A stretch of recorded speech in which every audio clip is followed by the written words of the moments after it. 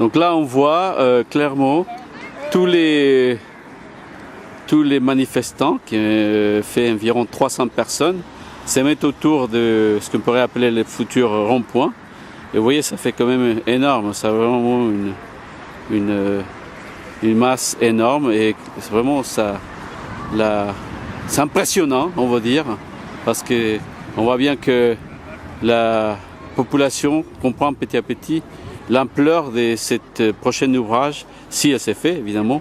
Et nous sommes ici avec les Vernoliens et les Vernolitains qui, a priori, ne sont pas d'accord avec ce qui va être décidé par le Conseil général. Alors, je peux vous dire ce qui vous a été dit sur les recours, c'est exact. Les recours ne sont pas... Il y a encore des recours possibles. Mais je suis juriste de métier. Il faut se placer à l'époque actuelle. L'époque actuelle, c'est que les tribunaux sont complètement submergés d'affaires. Ce qui est le plus parlant, c'est la manifestation de masse. D'adhérer. Moi, vous voyez, je n'ai pas encore adhéré à l'association, je vais y adhérer.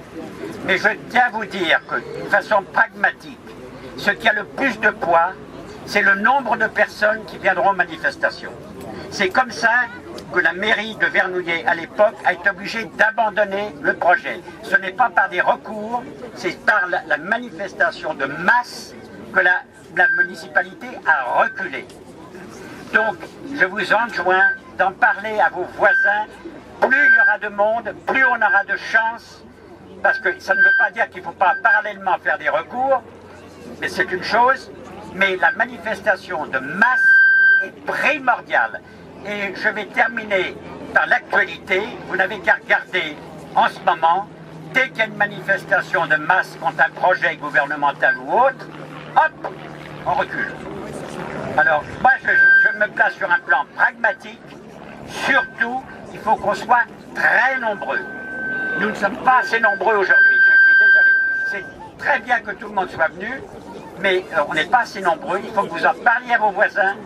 Il faut qu'on ait le maximum de personnes mobilisées. J'y mourrai à Vernouillet. Moi, voir des voitures qui traversent la plaine, ça me désole, mais complètement.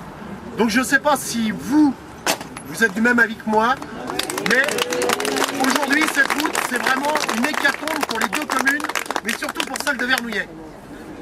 Pourquoi? Parce que tout ce qui va être compris quand même entre la rocade et les maisons, il faudra quand même se poser la question quel va être le devenir de cette zone. Et je pense que dans votre esprit, c'est clairement défini. Voilà. Donc nous sommes vraiment contre. Nous allons engager quand même tous les recours qui sont possibles encore à faire.